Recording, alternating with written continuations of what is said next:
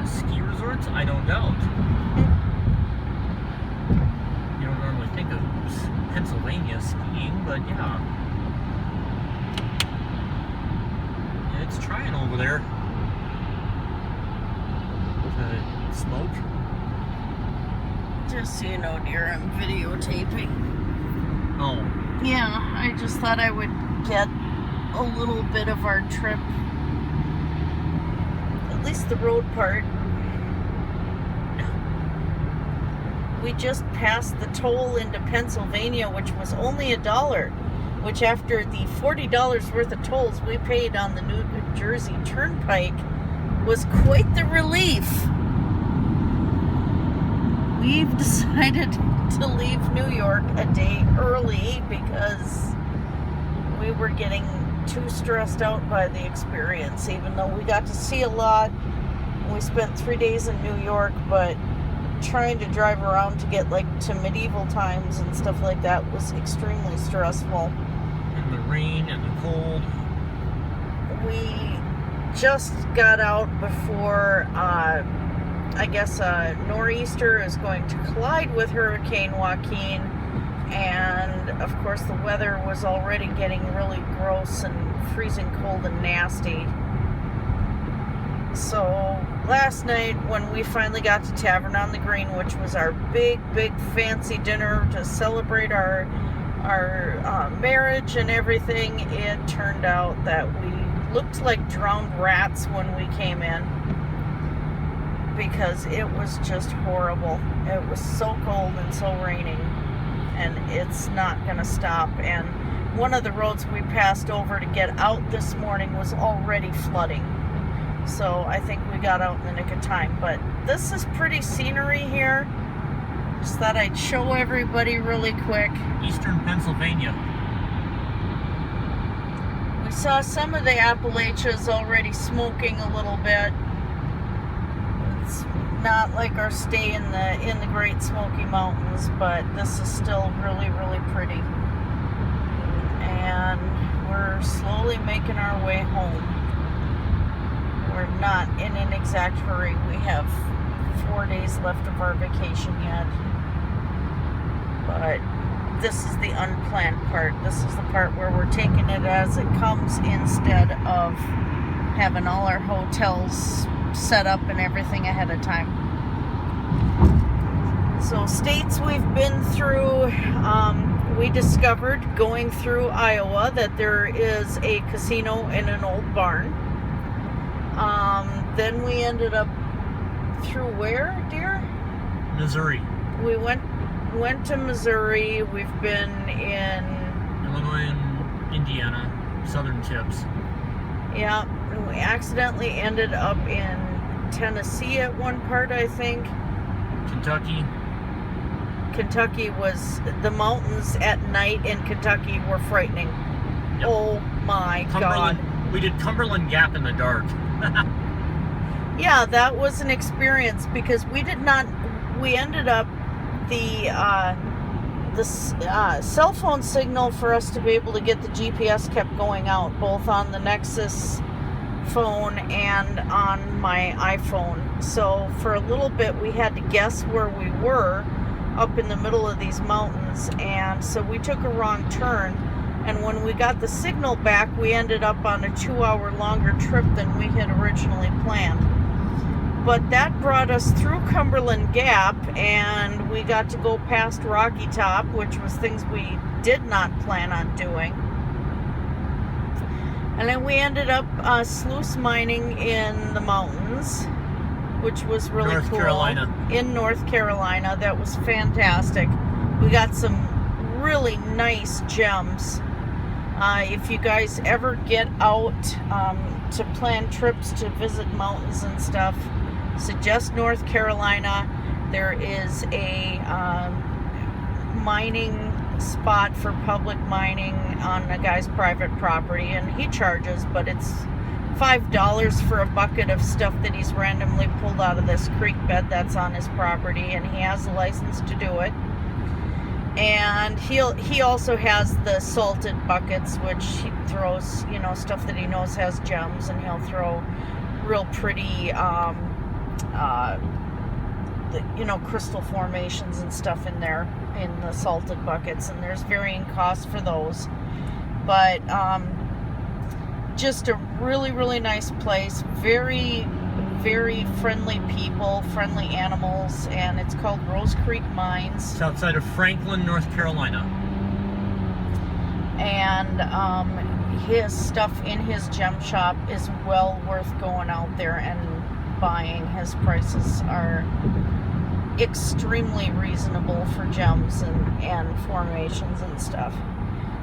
Then we ended up staying overnight a couple nights in Asheville, North Carolina at a place called Abington Green. Highly, highly, highly recommend. Missing this guy's breakfast is a crime against humanity. Yeah, it was a B&B. It was a bed and breakfast, and just fantastic. And the restaurants nearby are wonderful. Of course, the Biltmore Estate is wonderful. We got to go there too. We're planning a trip back eventually because we'd like to go horseback riding at Biltmore. And our plans are when we go back that we're staying at Abington Green again. It's well worth it. And it is a 5-star bed and breakfast, and there's a reason why.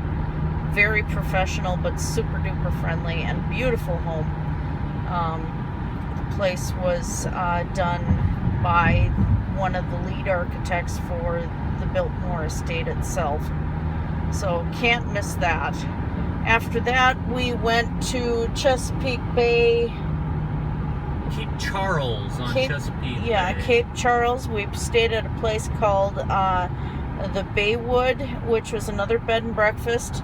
A little more down home. The cooking was more down home. Still a nice place. Right, a private beach. Get to do your beach combing. Super friendly people.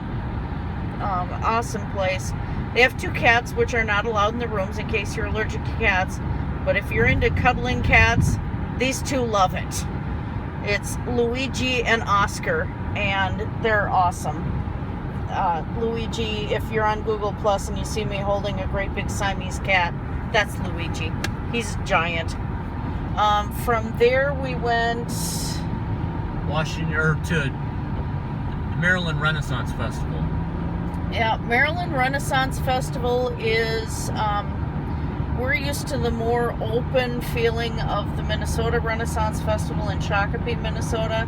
This one was more into the woods, and so it was kind of multi-level. To me, it was very, very intimate for the setting. They do have the jousting. They had a lot of games for kids and stuff. Some very good shops.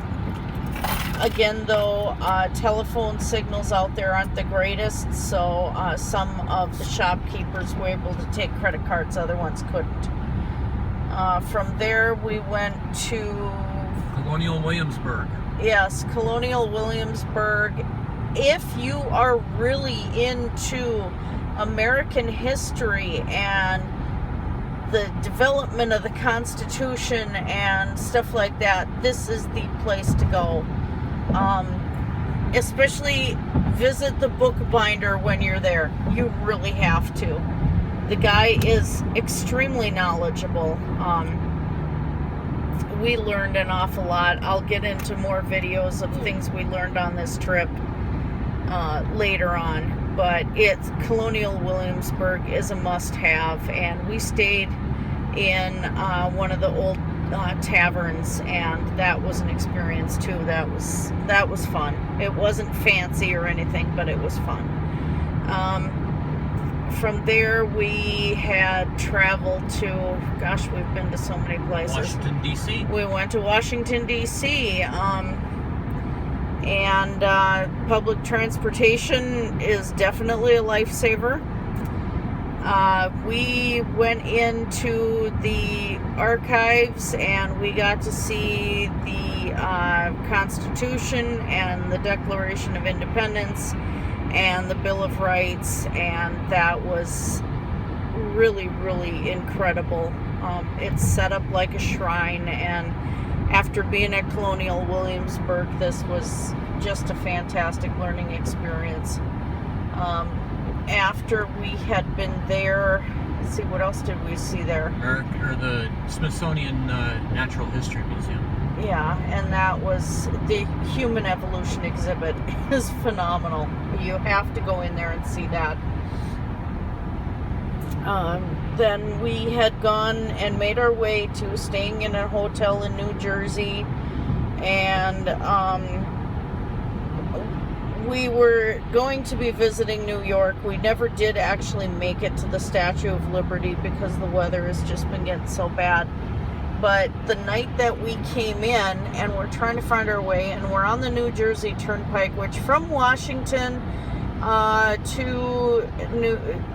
through the Turnpike and into New Jersey, we did about $40 worth of tolls. There's a lot of them and they're expensive. But we're coming in the middle of the night and it's just kind of drizzling a bit, and for a couple of more country people here, this was a frightening experience on the Turnpike. And it wasn't too bad until we got into New York and New Jersey area, and then it started getting scary. But here in the dark, as we're getting closer, and you see in the distance, and all these lights, you get to see the full Statue of Liberty just in the middle of the harbor, and it's like we were scared and just, I mean, trying to get through the trauma of driving through this, and there she is, and it set both of us to tears. I mean, not to mention, we already had a trip that ended up teaching us an awful lot about our nation and how things were developed and everything, and then to have it accumulate into seeing Liberty out there in the darkness and a beacon of light there, and it set both of us into tears. We could understand immigrants like my parents coming over here and seeing that for the first time. I can't even describe it. Awe is too small of a word for the feeling that brought on. So we had gone to Intrepid Air and Space Museum. Yeah, that was cool. I climbed into things and on scary ladders that I didn't think I would because I'm terrified of heights, and I managed to do it, which I had also done in Mammoth Cave when we went to go see that. But so this trip too was kind of about facing my terror about high places, but the reward was that we got to see the Space Shuttle Enterprise, and that is just cool. You're standing underneath of it, and then you're standing at the nose of it, and just really, really incredible experiences there. And we also saw the 9/11 Memorial, which was something we hadn't planned on this trip. For anyone who's actually seen the Last Days of Pompeii visits in any museums, that it was similar to that. I'll get into that one a little later too. Just really, really difficult to take. We only took certain pictures because there was a project that I was involved in that I wanted to get photos of, and that was of people's art, but we didn't, and we did photos of the outside of the building, but it just seemed like it's a tomb, and it's really hard to walk in and do things like that inside a tomb, essentially. That was the feeling that we got in there. Then we had gone, the next day we had gone to the Museum of Natural History, and Hayden Planetarium is awesome.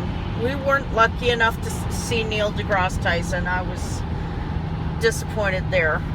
I'm such a fangirl. It was just, I'm like, oh man. But The place is set up so fantastic. You walk the timeline of the formation of the universe and how the planet formed. I mean, it just goes